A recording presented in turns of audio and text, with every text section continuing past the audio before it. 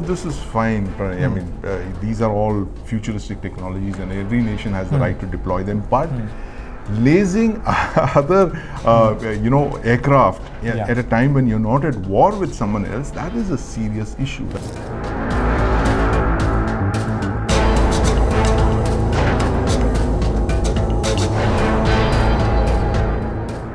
Dazzle an aircraft, you could fry his electronics, you could, the lenses that they use, for instance, for target acquisition and all, those can be dazzled and, disabled. So that is where we are at now.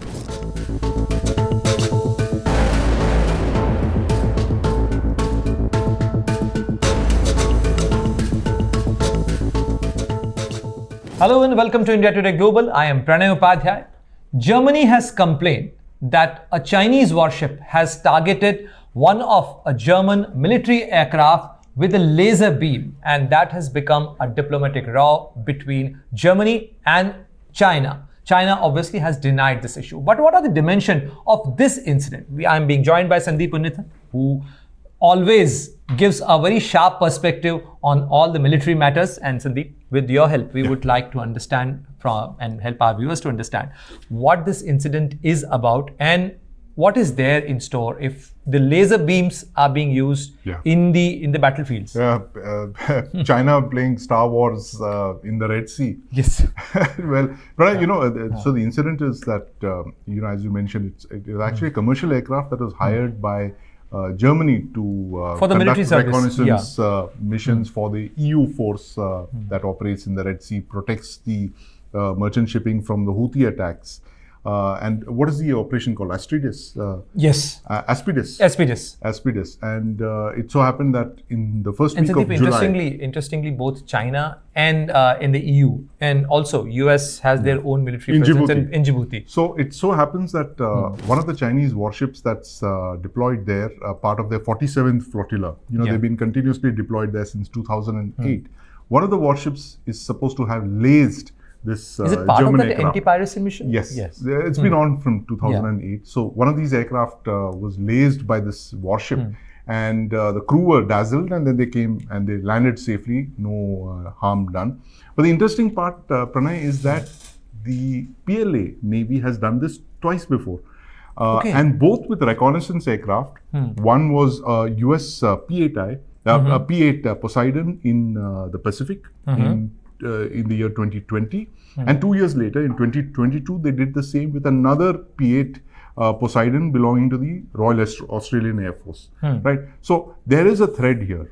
All three aircraft are reconnaissance aircraft, and they all belong to the Western countries, right? Germany, Australia, and the United States. We also have the P8Is in our P8Is. We have a dozen of them. We're getting 6 of them, 6 more of them. Now, the interesting thing here is that we don't know what laser the Chinese actually used. It seems to be some classified system which the capabilities are not known yet. But it is possibly, the marine version of one of the land-based systems that the So definitely PLA what we are looking displayed. at is the usage of high energy directed weapons. Yes. So I'm just taking off from the land-based system that we saw that the PLA Army, displayed a couple of years back. It was called the LW30, if I remember correctly. It's a 30 kilowatt directed energy weapon. It was mounted on a truck, a 6x6, and this was basically it has a range of about 25 kilometers, and it fires these laser beams, and it's primarily meant for low flying targets, for slow moving targets and small size targets. So ideally you're looking at targets that are flying less than 200 kilometers an hour, which are less than 1 square meter in diameter, and of course flying less than a kilometer. So slow moving targets, generally drones, and possibly even artillery rounds, mortars or something like that, which don't, which can be easily intercepted by this low-powered laser weapon. So the interesting part is that China has started deploying them on But China warships. is not alone, Sandeep. Even US has recently mounted Helios laser weapon, on their USS, which is like Arleigh Burke class one frigate. of the Burke class Burke class, frigates got frigate. these DW USS Preble, if I'm correct. So they have mounted, and that is around like 60 to 70 kilowatt, laser so weapon. we also have, India also has tested, a couple of months back, you saw the DRDO test. Yes, a 30 kilowatt. A 30 kilowatt directed energy weapon. So the idea is that everybody's, pursuing DWs, lasers, because, primarily because of the fact that you can use this, if you can manage the power source, right? Yes. I mean, these are very energy intensive very complex, right? And if you have to manage the heat challenge, you have to focus. If you can mount it on a ship, for instance, then you're able to tackle something like drone swarms coming at you without the need for expending so many missiles. Now, we just saw the US Navy there in the Red Sea.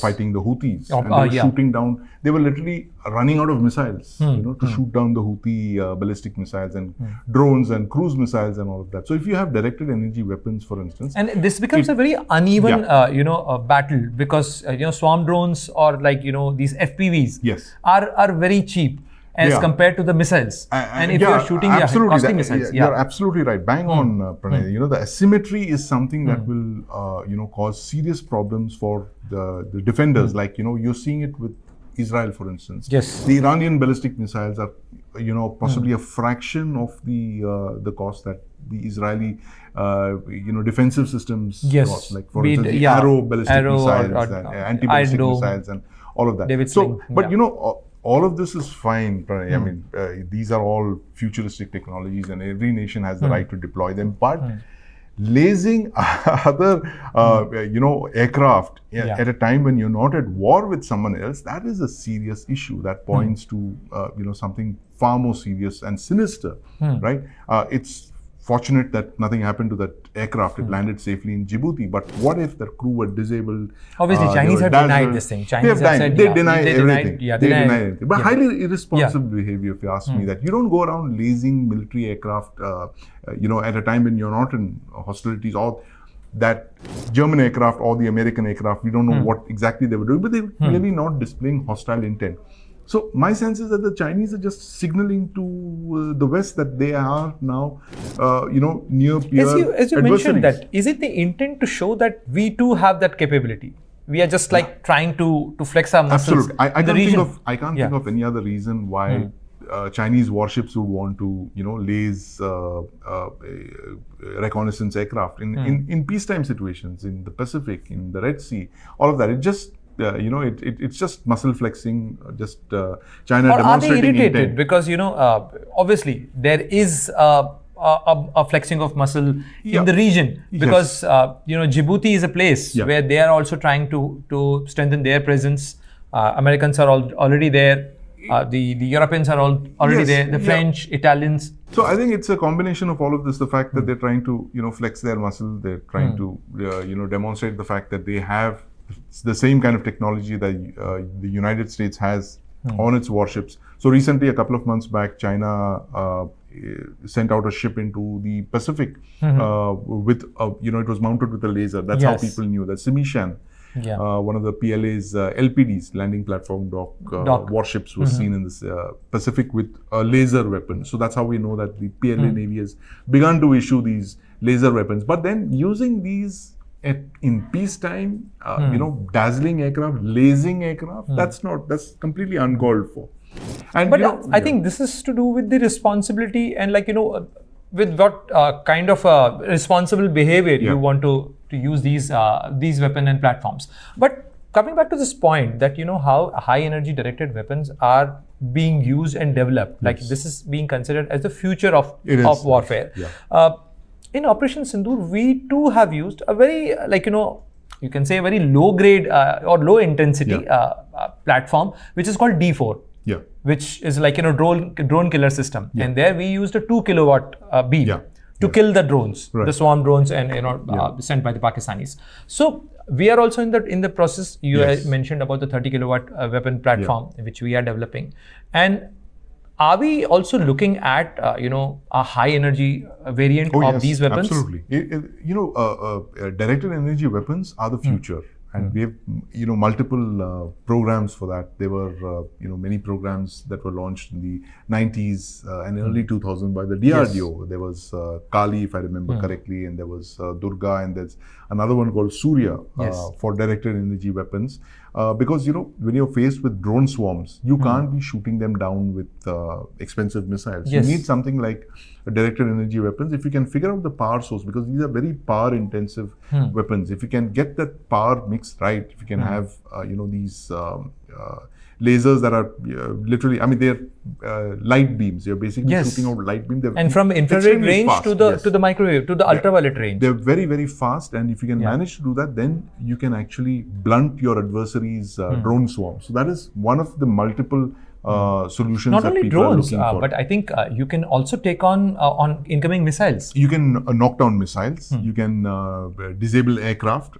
Currently, what we believe is that the systems that the United States has, and what China also has got on its shipborne warships, is enough to disable aircraft. You could dazzle an aircraft, you could fry his electronics, you could, the lenses that they use, for instance, for target acquisition and all, those can be dazzled and disabled. So that is where we are at now. The next step would be when you have higher power kilowattage on these directed energy weapons, you would be able to destroy the aircraft themselves. You could basically shoot lasers into metal and destroy the aircraft. So it's basically the industrial technology which is used for metallurgy, which is used for even the surgical procedure is being weaponized now. It is, and the Chinese, they've got their lasers basically go up to about 25 kilometers. They can knock down targets at 25 kilometers. Small targets, like I mentioned, the slow flying, low flying, small diameter, targets. But increasingly, this is going to be the future, and it will come to us so quickly that here we are talking about lasing of targets where the pilot is dazzled, and he lands safely. Very soon, in the next couple of years, you'll be talking of aircraft with holes in them, shot through by laser and disabled, or crashes. Something like that could happen at the rate at which technology is advancing, and the monies that are being poured into this kind of next generation weapon systems research. This could be. You treat it as is it a defensive system or an offensive system? It could be both. It could be both. It's exactly like a missile. A missile can be an offensive system. It can be a defensive one as well. So you can use it to shoot down aircraft. You can use it to protect your own platform from other aircraft, or the incoming, incoming projectiles, missiles and projectiles and all that. So it can do a mix of both. But as of now, from the current configuration of all of these DWs, lasers seem to suggest they're more defensive weapons because of the range. There is a limitation of range. So you are today with lasers where you were with shipborne surface-to-air missiles in the 1950s or the 60s. When you had those short-range surface-to-air missiles, like the Sea Dart and the Sea Wolf and Talos and Terrier also. I'm not sure if those were dedicated SAMs, but these were short-range SAMs, 5-10 kilometer range. So lasers are today where those short-range surface-to-air missiles were, and who knows, in the next couple of years. Missile development has already reached the ASAT capabilities. So you're shooting out the satellites in low Earth orbit. So you could, one day do that with lasers. 500 to 600 kilometers. That's so the if future. you can take forward, or if you can develop these high energy directed weapons to that range, that opens another dimension. For the missiles, we have the missile control treaties, we have like MTCR regimes are there. But do we have any mechanism for international regulation of the high energy directed weapons or the laser weapons? Nothing yet.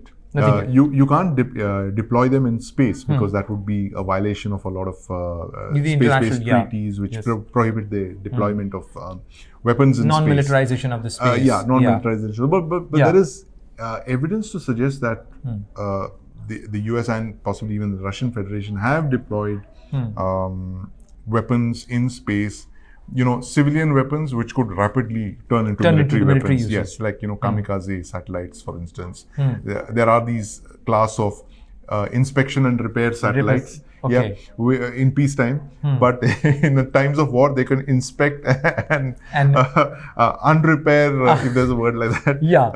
Adversary satellites. So this is like a lot of dual-use technologies that are being pioneered. But as of now, there doesn't seem to be any treaty that bars or bans the use of these lasers. But the time will come when you will actually look at countries, cutting down on, putting curbs on the use of these lasers, especially when you're able to target satellites from the ground itself without shooting up a missile. Yes. Or a direct ascent weapon, for instance. If you could just shoot a laser into space, you could knock down a satellite, or not even knock it out, possibly throw it out of orbit and render him useless. So that's where all military research and all that seems to be headed, Pranay. Thank you very much, Sandeep, for this perspective and helping our viewers to understand. Always a pleasure. So you heard, Sandeep. This is basically that these high energy directed weapons or the laser weapons are at a very nascent stage right now. But as the range increases, the increase of range give you more time. More time, give you time to negotiate, and that's give you that bandwidth, what you can take on, what you can kill, and how you can defend yourself. So that is going to be a game changer as far as the warfares are concerned, because ultimately any warfare, it's also come down to the warfare of your economic strength as well. So this is the thing. So there are very many dimensions of the incident which took place in Gulf of Aden between Germany and China, but we also have to be mindful about it. What are your views about this incident, and what do you want to know about the military conflicts? Do let us know in comment box, and we will try and help break down and help you understand these issues with the help of Sandeep. Thank you very much, Sandeep. Thanks, Pranay.